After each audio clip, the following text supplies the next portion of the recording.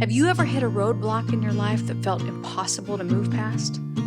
What if I told you that that obstacle actually might be the thing that God uses to propel you forward? There's an excellent book called The Obstacle is the Way that lays out 3 powerful principles for handling the obstacles in our life. The principles are based on 3 things: perception, action, and will. And as I read this book, I couldn't help but think how these things line up with a lot of stories throughout the Bible. The first principle is perception, or how we view what's right in front of us. It made me think about Joseph. His brothers sold him into slavery. He was falsely accused of sleeping with Potiphar's wife, and he was thrown into prison. He could have seen himself as broken or forgotten, but instead he trusted that God was still writing his story. Later, Joseph says something very powerful. It's one of my favorite verses in Scripture. "You intended to harm me, but God intended it for good to accomplish what is now being done, the saving of many lives." Joseph was only 17 when he was sold into slavery, a mere teenager, and he was 30 when he was made second in command of Egypt. So there were 13 years between the pit and the palace. That's a long time to wait.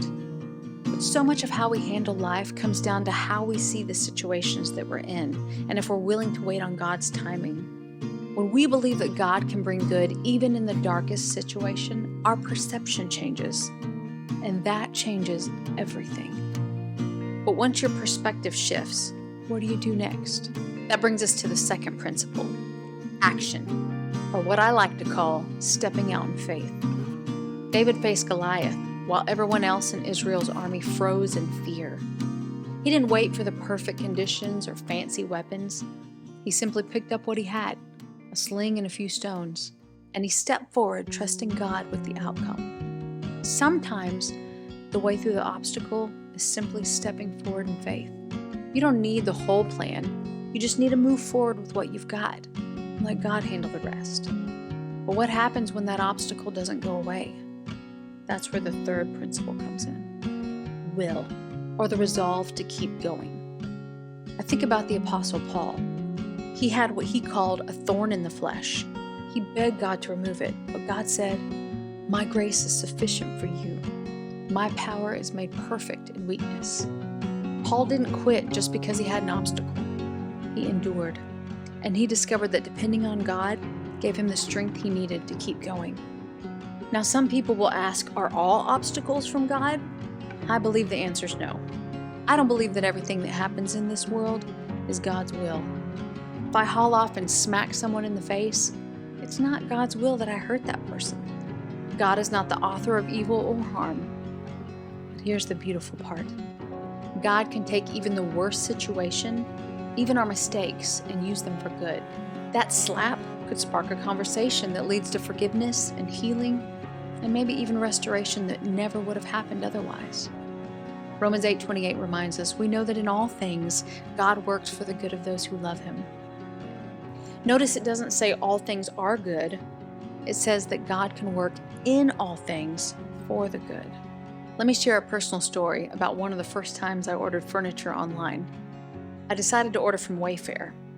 I got a couch and it arrived with a pencil mark on the cushion. My first thought was, ugh, what a hassle. So I called them and asked if they could just send me a new cushion cover. They said, "You know what? We're going to send you a brand new couch." I was like, I don't need a brand new couch. I just need a new cushion cover. It's just a pencil mark. And they said, no, we want to send you a new couch for your trouble. And by the way, keep the old couch. What? I got 2 couches for the price of 1. That was a make it or break it moment for Wayfair. If they handled it poorly, I probably never would have ordered from them again. But instead, they used that obstacle to gain a loyal customer for life. I've gone online with rave reviews and told everyone I know how amazing they are. That tiny obstacle, a pencil mark, became the very thing that cemented my loyalty to Wayfair. And honestly, that's how God often works. What looks like a flaw or frustration can turn into something that deepens trust and builds relationships.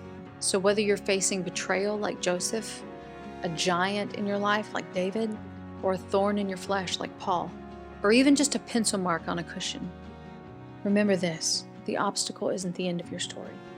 With God, The obstacle can be the way to grow, the way to trust, and the way to see His goodness in your life.